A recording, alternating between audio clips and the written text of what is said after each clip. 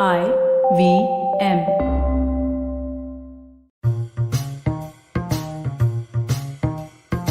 Hello and welcome to the Wire Talks. I'm Sidharth, Bhatia. The recent news reports of a pharmaceutical company spending over 1,000 crore rupees to promote its paracetamol Dolo have revealed what is very well known in medical circles. The company has come out and said that it barely spent 6 crores or less than 10 crores, and the larger figure was the promotional budget of all its drugs. But it is no secret that pharma companies are aggressive when it comes to wooing doctors and hospitals to push their products with trips, fully paid conferences, and much, much more.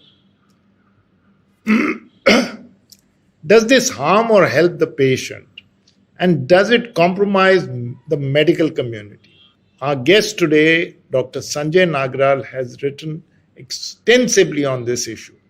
A Mumbai-based surgeon of liver and pancreatic surgery, Dr. Nagral is the head of surgical gastroenterology at Jaslok Hospital in Bombay.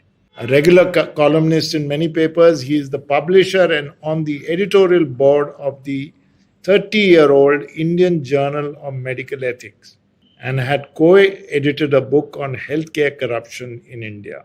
That was a pretty strong book, Sanjay. We'll come to that in a second. Welcome to the Wire Talks, Dr. Sanjay Nagral. Thank you. Thank you, Sidharth. Happy to be here. We are talking to a largely lay audience. So how do you explain the implications of the massive promotional budgets for medicines, and how does it work in practice?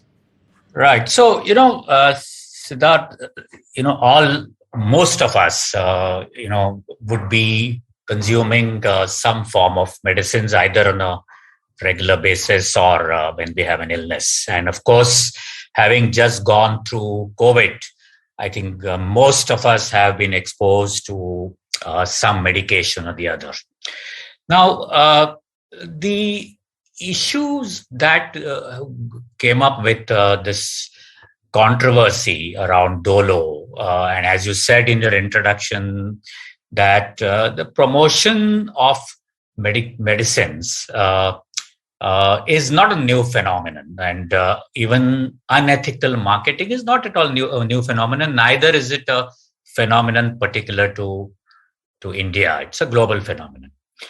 However, if you look at it from average citizen's viewpoint, when they go to a doctor, there is, of course, they put a trust, and there's an implicit trust in what the doctor prescribes.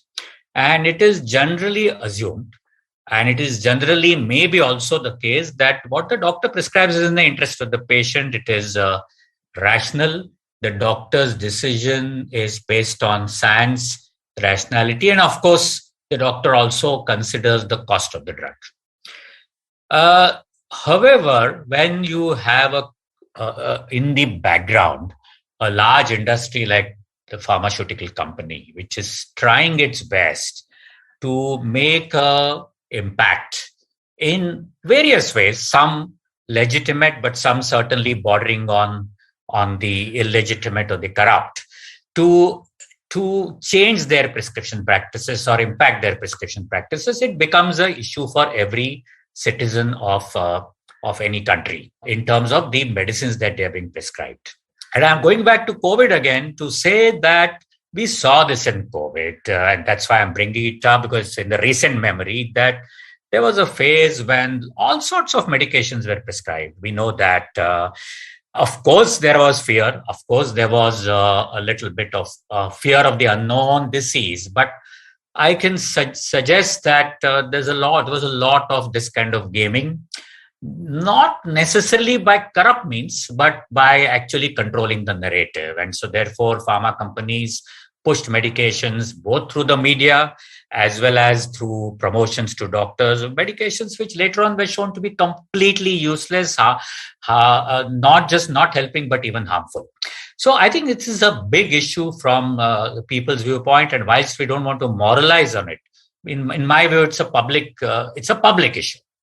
How does it work in practical terms? How does the whole system work?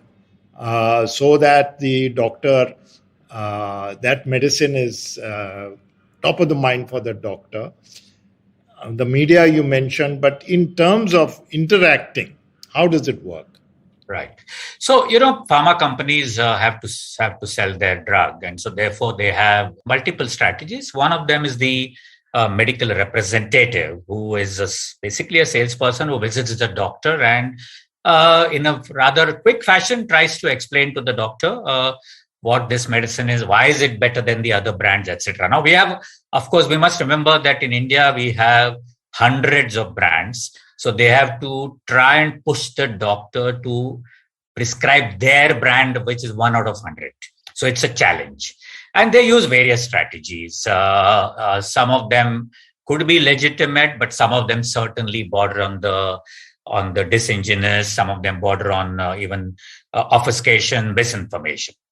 Now, if it were only this, that would perhaps even be tolerable, but it of course goes beyond this, and it's very clear that they want to influence the doctor by offering freebies, incentives, either directly to the doctor, which is in the form of if you saw the statement of the Microlabs vice president, in the context of the Dolo, he said, well, we didn't really give big freebies. We just gave them notebooks, pencils, sanitizers, blah, blah, blah. So he was actually normalizing that act, So that's how it starts. And then, of course, it goes on to sponsorships for meetings, conferences. But, there's another 2 or 3 unrecognized ways in which they push medicines. The other slightly under-recognized ways that they actually fund professional organizations, medical professionals organizations, including organizations like the Indian Medical Association, which once upon a time in the eyes of a major storm because they had received fees from pharma companies. And also, they, of course, have impacts on hospitals. Now, the hospital interaction is a little different. What they would do is that they would push a hospital to keep only their brand, which could be 1 of 100 brands. And as you know, many hospitals will insist that the medicine should be bought or would be only available through the hospital when you're admitted to hospital. So obviously, that's a big area where there is an influence on the prescription. Now, there are countries who have tried to make a distinction between what is legitimate and ethical and what crosses the line. And in fact, there have been interesting even court judgments across the world where people have actually said that you've crossed the line. So, for example, there was a famous judgment in Europe about 8-10 years ago where there was a large group of doctors were sponsored for a skiing holiday in Switzerland. So that is a practice that clearly rankled everybody. But what is perhaps more common is, as I said, small gifts, and sponsorship for travel, for meetings, etc. Incidentally, many doctors feel when you talk to them that, they say that, look, it doesn't affect us. We do not really get impacted by these freebies. But there is enough work and evidence which shows that prescription practices change when you are being offered freebies and sponsor, because it is it works at sometimes a sort of subtle level. So there's a lot of work in this area which shows that over a period of time, prescription practices will change. I'm a patient. I walk into the doctor's clinic and she or he then says, this is the best medicine for you or the most appropriate medicine. And but like you mentioned a little while ago, that sometimes they will push only that product. How am I supposed to know what is being given to me? Because we have a tremendous amount of faith in the doctor. Right. So, so the faith and trust in the doctor is of course, an integral part of that relationship. And obviously, there's a term in public health called information asymmetry. So the doctor knows a lot and you really as a patient don't know much. Having said that, today it is possible for you to, of course, easily go on the net, check what the drug is. By the way, there are good apps which tell you what are the costs, etc. And you can even compare costs. There are doctors who prescribe, of course, a certain brand. So that's a big issue. And in fact, I must say that even in India, the government has tried to push the idea of generic medicines, has tried to push the idea that doctors must only prescribe the generic name. Now, there is a small catch there, which is that if I prescribe a drug by the generic name, then perhaps the chemist decides what is the brand he or she will give. And it gets a little muddled there because, in India, you have 10 companies or 15 companies, some of whom may be big, may be standard, some of whom may be not so standard, etc. So it's a little muddled area. But having said that, uh, ideally, if you are a patient, you could easily counter check what the medication is. By the way, there's another reason to know your medication, because you need to know the side effects so that you can report them. So I think increased awareness through easy access on the net is going to be a good idea. Whether your doctor is doing it in your best interest, I think it's a part of a larger relationship you have with the doctor. So it's not just about the prescription, but it's also about what you understand your doctor is doing, what are the motives. And again, here, I think the problem is that we too much focus on the moral lens. And I think morality and ethics is important, but I guess there are things running in the doctor's mind. There are influences which he or she may control, may not control, which often finally influence the prescription practices. So it's a tricky area. Having said that, if you want to check what is the medicine, what are the side effects, what are the costs, what are the brands, it's possible to check. But Sanjay, one of the things is that doctors actively discourage people from going on the net and reading too much about a particular illness or a particular drug. So that's easier said than done, isn't it? I mean, I go and I check, is this a better paracetamol, as simple as that, or if it becomes really serious, a cancer drug.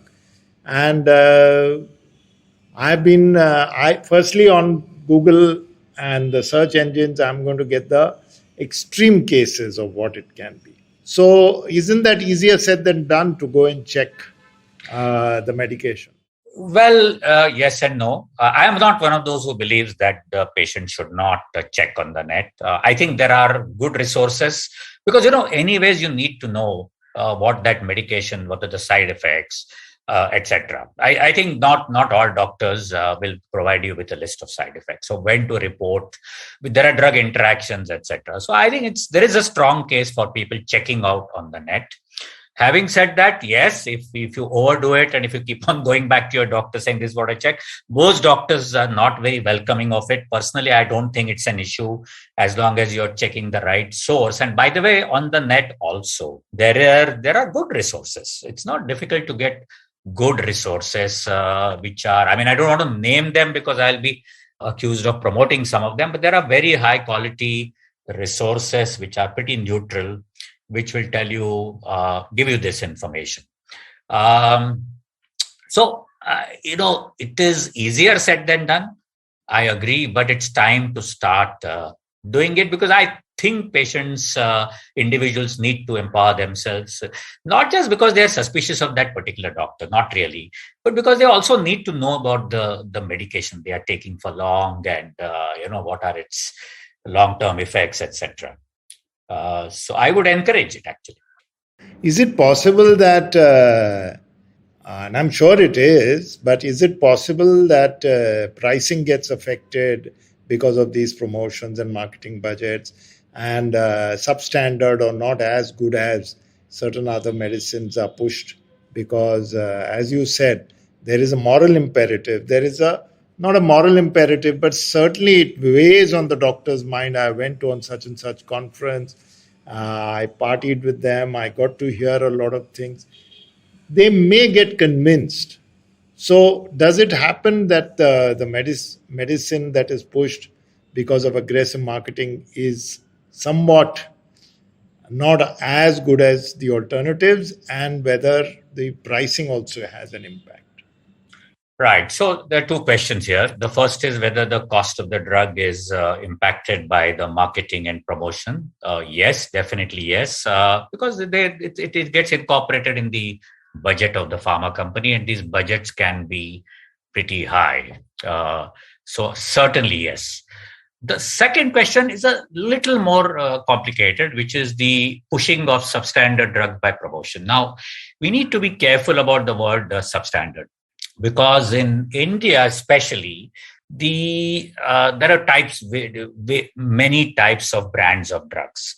So the term generic in India, by the way, means something different from the term generic in other countries. So we have what are called as branded generic. So you have the original molecule of the company which launches it, which is often an MNC, and then there are Indian companies which make the drug after some time. And there is a strong case, by the way, for Indian companies, smaller companies, to make the drug because the costs come down. And by the way, we have the classic example of, let's say, the HIV medicines, which the costs usually came down when Indian companies, the drug got out of patent laws. There were challenges to the patent laws, and drugs became accessible and the cost went down. So substandard is about impurities, a lot of impurities, about bogus, spurious drugs, which is also a concern.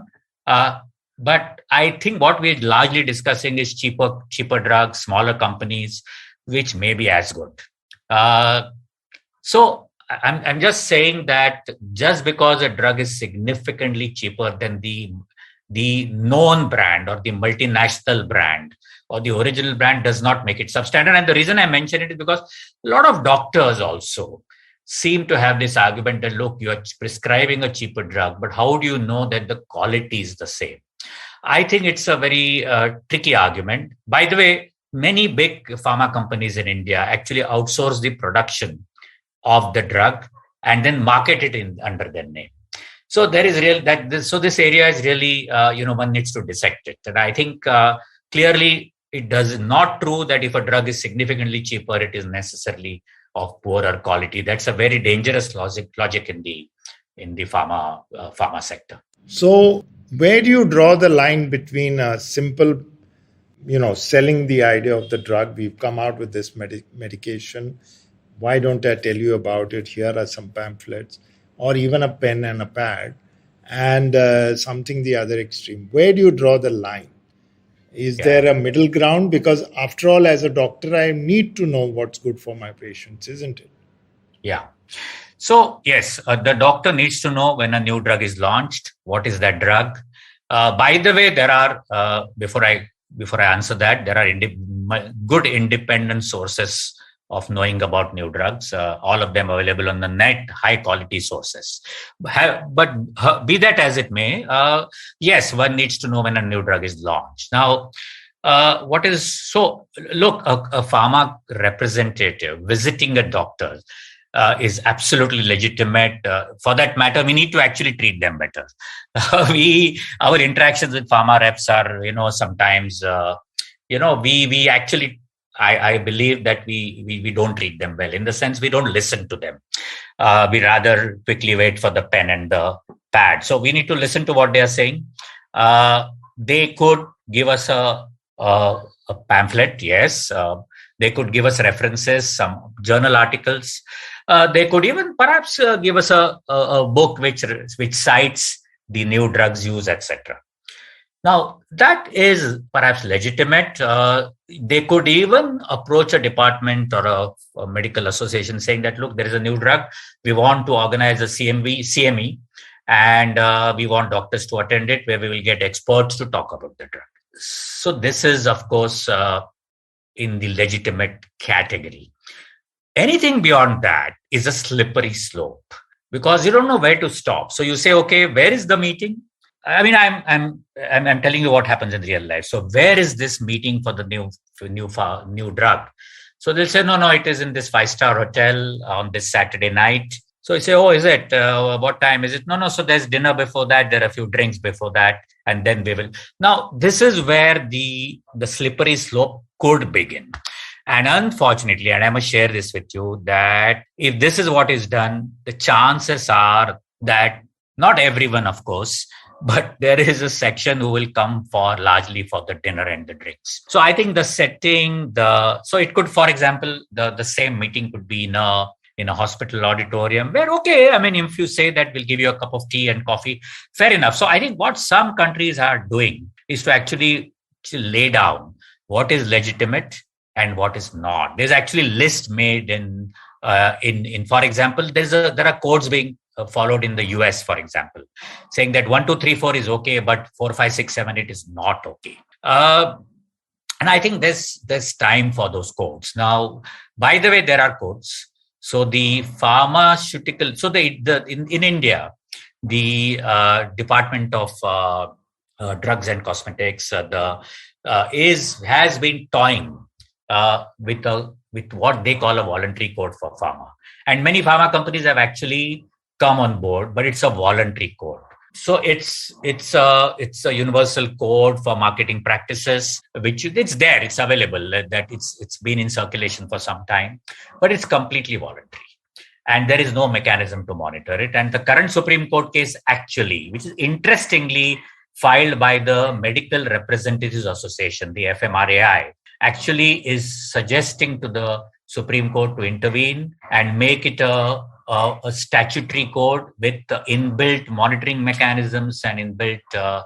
So, there's one way of looking at it, which is that for good pharma and for good doctors who don't want to get into these murky areas, if there is a clear-cut code which lays all this down in the open way, it is actually beneficial to both parties to stay above the murky areas. And in fact, I would say there is a section of doctors, I don't want to hazard a guess what proportion that is, and certainly also a section of pharma. And pharma executives have told me this, that look, if there is a code, we will be very happy, because right now we are almost extorted. And by the way, this term has been used by individuals with me, pharma individuals. They have said, you guys, your associations extort money from us when it comes to meetings, etc. So I think this kind of a code, and we are hoping that the Supreme Court looks at it. And that's where the famous Dolo case hit the headlines, because Justice Chandrachud, as you know, said, this is not music to my ears, because I took Dolo for when I had COVID. So I think this is where the way to go move from the moral side to, look at a code of practice which is enforceable and which is monitored. We'll be right back after this short break. We know you love fast food, Fast fashion, faster payment. lightning fast internet speed. Then why not fast information? On Think Fast, where we discuss the latest developments in the world of technology, business, marketing, pop culture. With a side of sarcasm and my dad jokes, not just mine. Not mine, Varun. My jokes are funny. So join me, guys, the funnier one, Suchita Salvan, co-founder of LBB. And me, Varun Dugirala, the co-founder of The Glitch, as we think fast only on the IVM network. Fresh episodes out every Wednesday. On the IVM app, website, or wherever you get your podcast from. Welcome back to the Wire Talks. Coming to doctors, you've spoken a lot about individual doctors, but there is also hospital buying, which is in bulk. And hospitals clearly tell the patient, you've got to buy the medicines right here. And no secrets here, the markups are phenomenal, which, by the way, they've already bought it at a discount. So, what have you seen where it comes to hospitals rather than just individual doctors? Because individual doctors, if there are 10,000 in Bombay or in Delhi or in Chennai, you've got to go to each one of them and you fan out your staff. How do hospitals operate? Right. So here is, okay, so this is, of course, I will have to be careful in what I say, but look, it's open knowledge, as you said.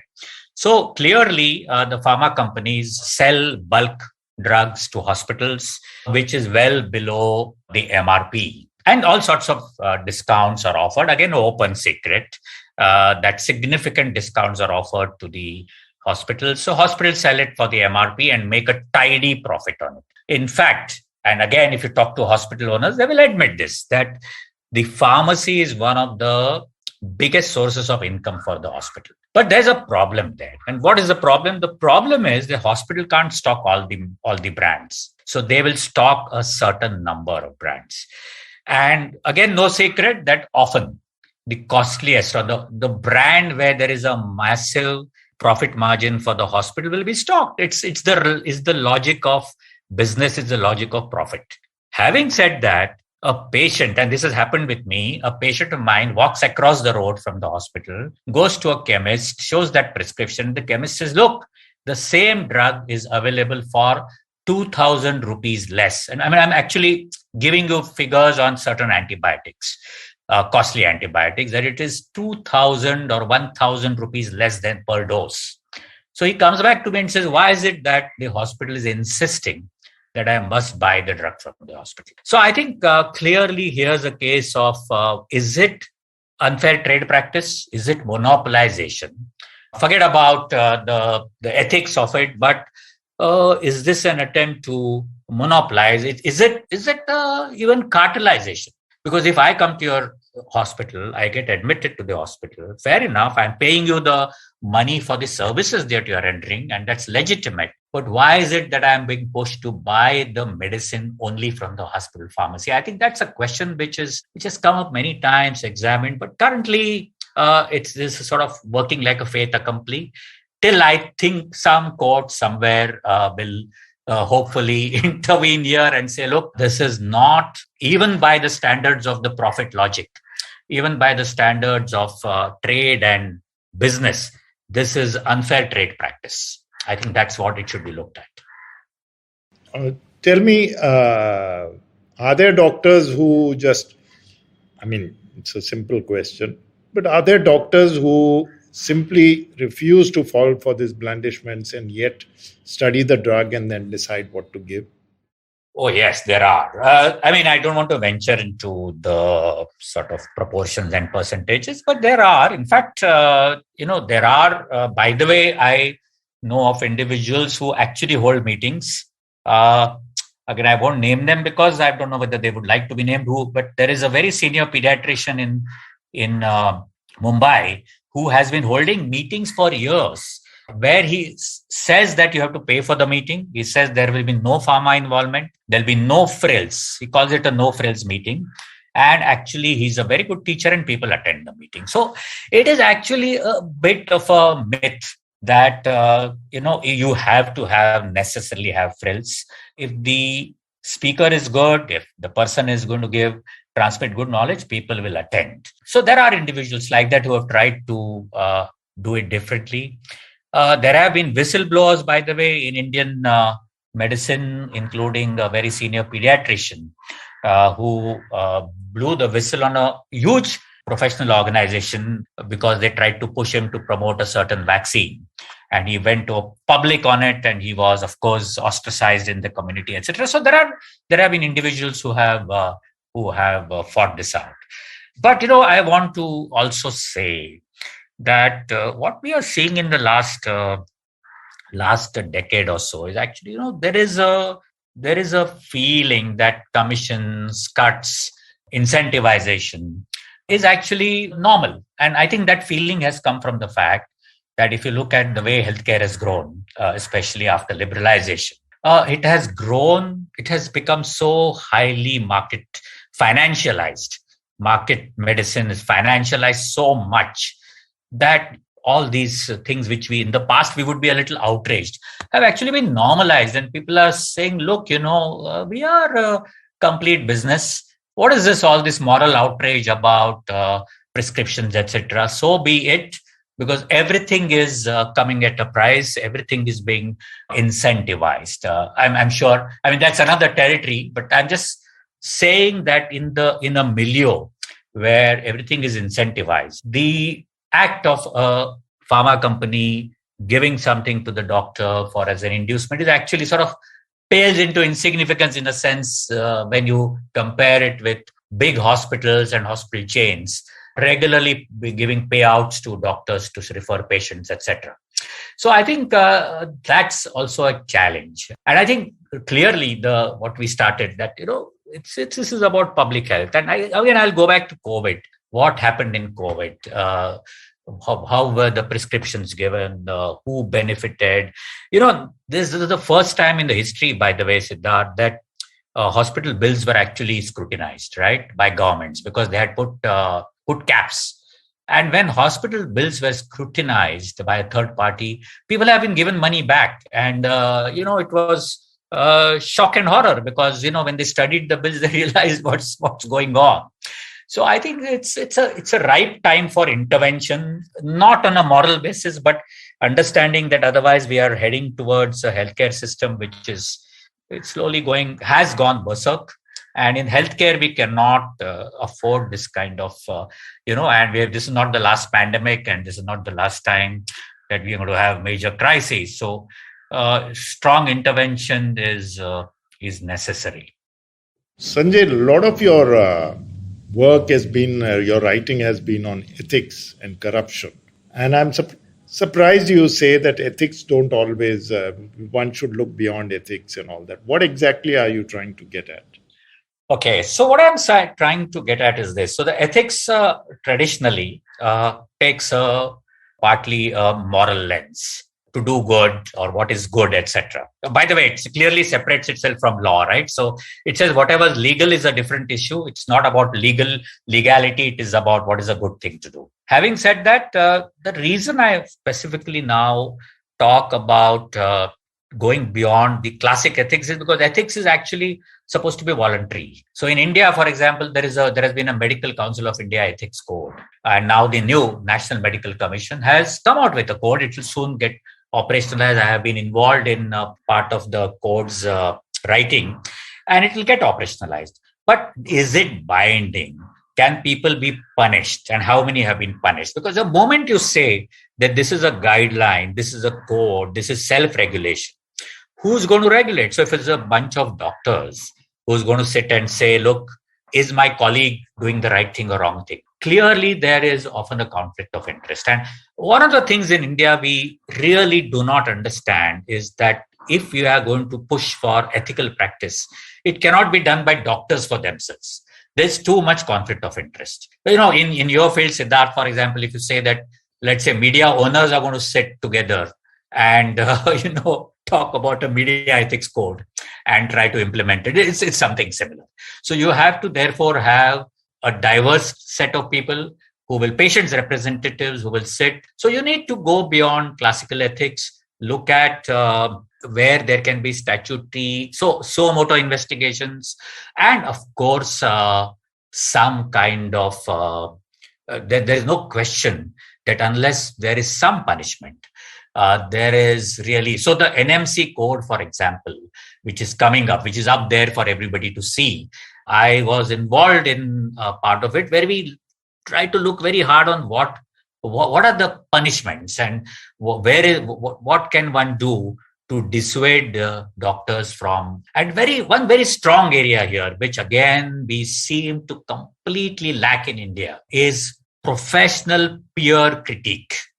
So I think if professional organizations come clean on this and say, look, if this limit is crossed by one of our colleagues, we will openly expose that person. We will challenge that person. We could even suspend that person. So ethics relies a lot on this kind of thing, which is where I say that we need to go beyond, because huge conflicts of interest now. By the way, Sidharth, pharma in India has huge penetration now. So remember, there are now hospitals run by pharma companies, right? In the state of Gujarat, there are big hospitals run by pharma companies now.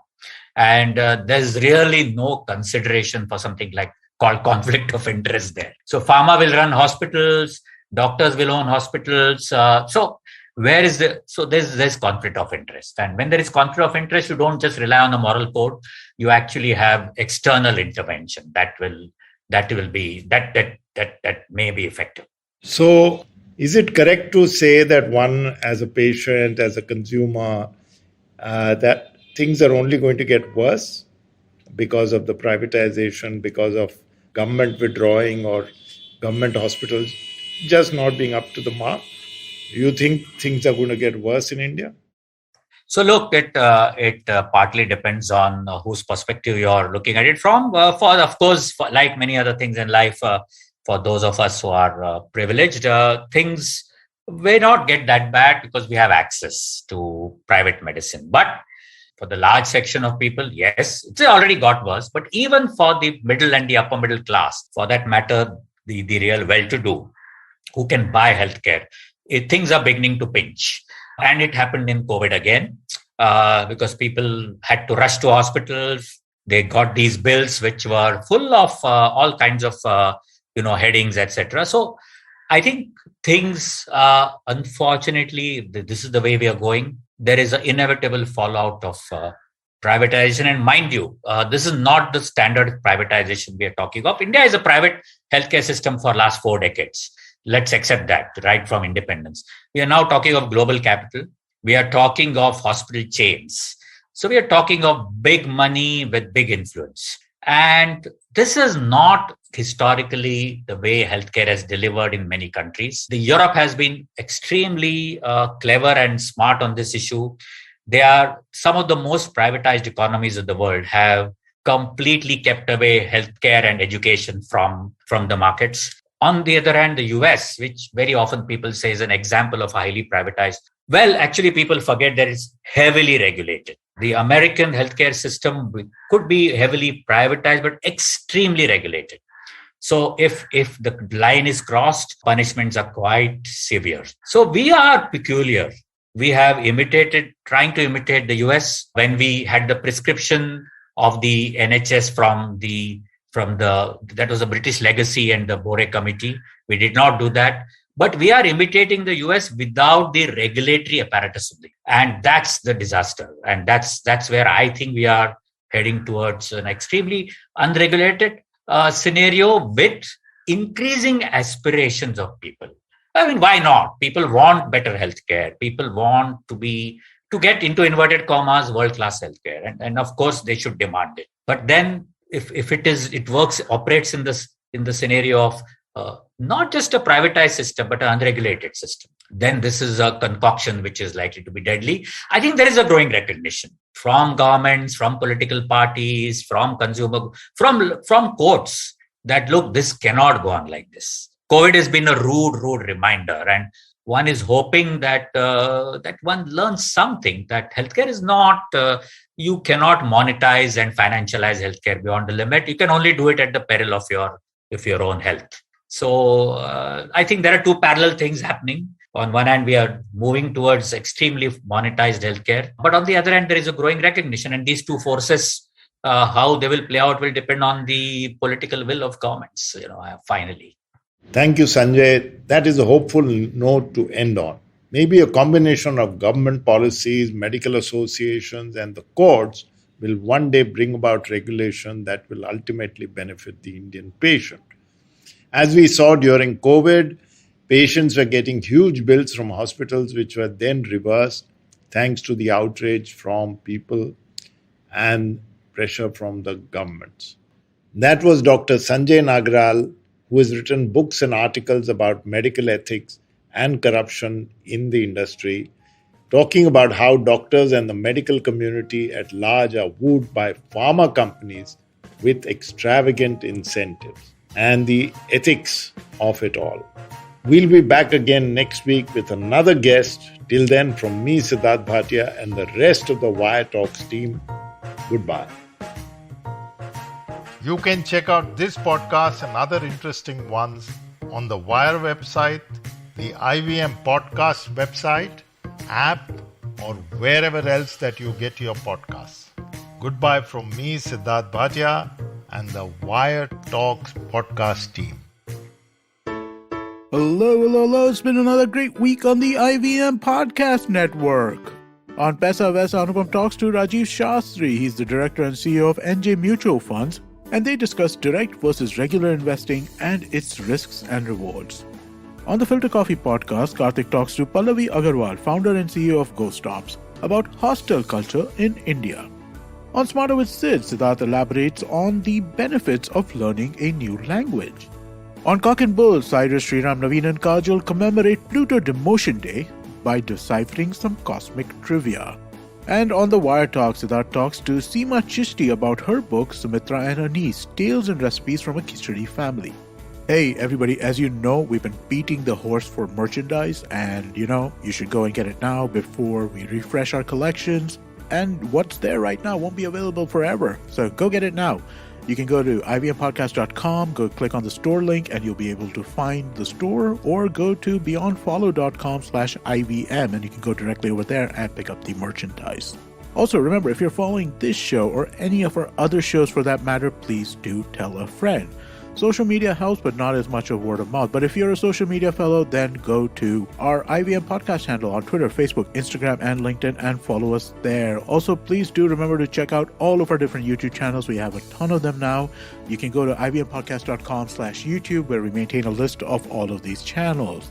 And finally, we'd like to thank our sponsors for this week: TransUnion Civil, Boat Lifestyle, Checkpoint Software, Small Case, and Intel vPro. Thank you so much for making this possible. सफर, रास्ते, मंजिल और मुकाम अक्सर ये हमसे कुछ कहना चाहते हैं, पर हम हैं कि अपनी रोजमर्रा की जिंदगी में इन्हें सुनने से कतराते हैं। नमस्ते दोस्तों, मेरा नाम है केशव चतुर्वेदी और मैं आपको ले चलूंगा कुछ ऐसे सफर पर जहां आपको एक नया नजरिया मिलेगा सफर और मंजिलों को देखने का। आइए इन किस्से कहानियों में डूब जाएं। हर मंगलवार और शुक्रवार